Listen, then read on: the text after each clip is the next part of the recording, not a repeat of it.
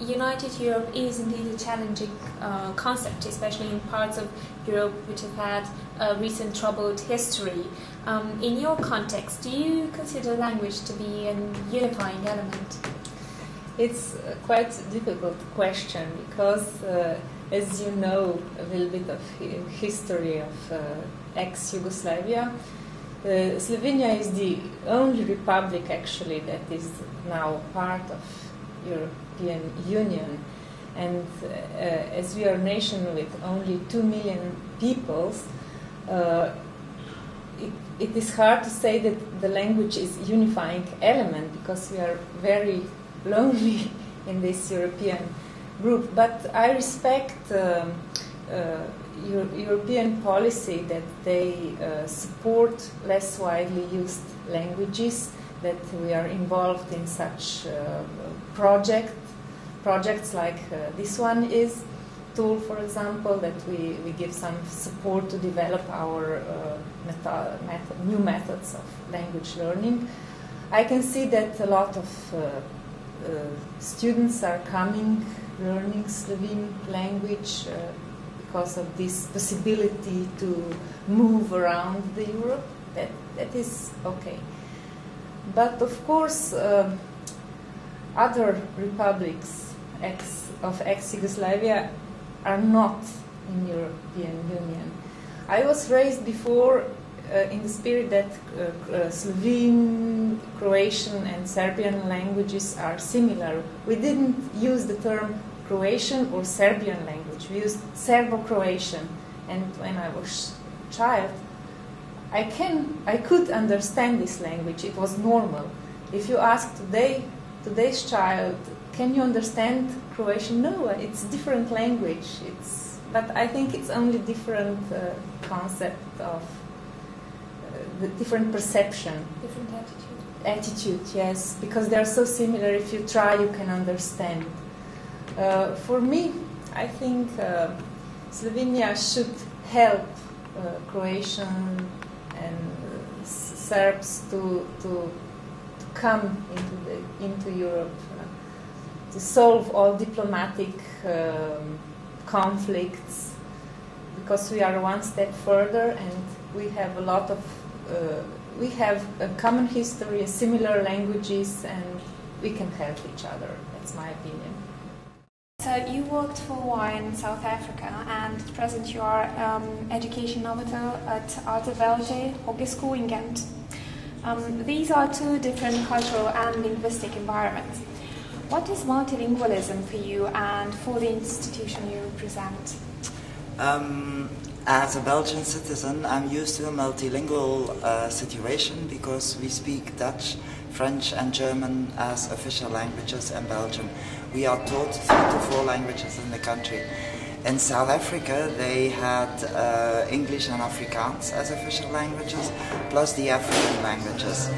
On radio and television, they alternated Afrikaans and English.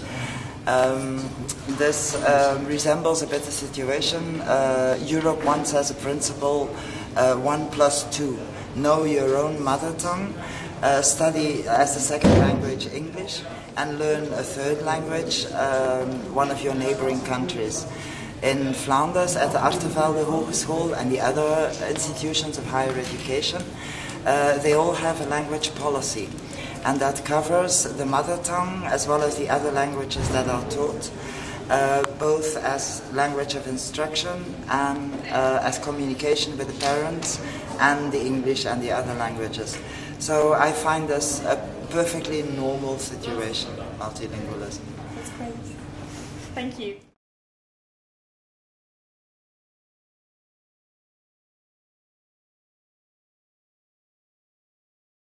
It's a very interesting question. I think it is a complex question because it involves mobility at different aspects and different layers. You have mobility in terms of for professional reasons. You have mobility for leisure, so in terms of tourism, for example, or fun. You know, I'm going to a place because I like it. Or for family or personal reasons, a lot of people now tend to move for the family, or we have a lot of bilingual or multilingual families as a result of Europe. And last but not least, there's also mobility for studying. I think a lot of the Tool and all projects concentrate on that. So I think we must not forget that there are different layers of mobility. And our role as language promoters, the role of policymakers and the role of teachers, governments, the authorities, is very important in thinking always laterally in terms of mobility. My perception is that there is a number of opportunities for mobility and multilingualism, but there are also a number of risks. And if you give me a moment, I'll talk about both. I think there are a lot of opportunities for young people. I think the Erasmus program, for example, has been a great success in terms of getting these plurilingual students, students who moved to for 5 months in Germany or France and loved the country, developed an interest in the language and learned as a result German or French or Spanish or Swedish. Some students even learned very, very less widely used languages, and I think this is a very, very important aspect of this. There are also all these businessmen who went for business and thought that this was important for them and developed it as well. And as well all the tourists that learned 5 or 6 words as part of their leisure trip. But there are also all these professionals that move around for a longer period of time.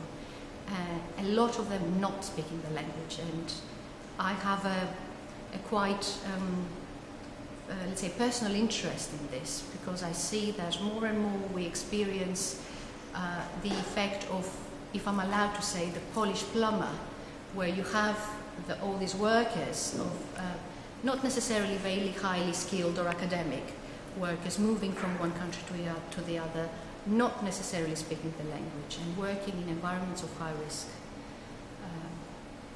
Imagine what would happen if you are in architecture, in a building construction, and you're working with 10 people and 8 of them speak 8 languages. Are you going to build the house effectively? Question mark. Imagine what happens in a hospital where you have nurses and doctors speaking 5 languages among each other. Is the patient safe?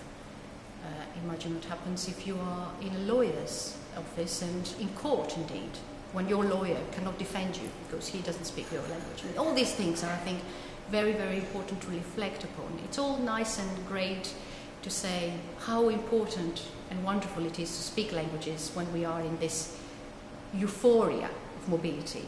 But it's also very important, I think, to not underestimate the risks of not speaking the language when you are in a very dangerous, potentially, environment, such as a hospital or a court of justice or, an architecture kind of building construction work. So I think that's all I wanted to share.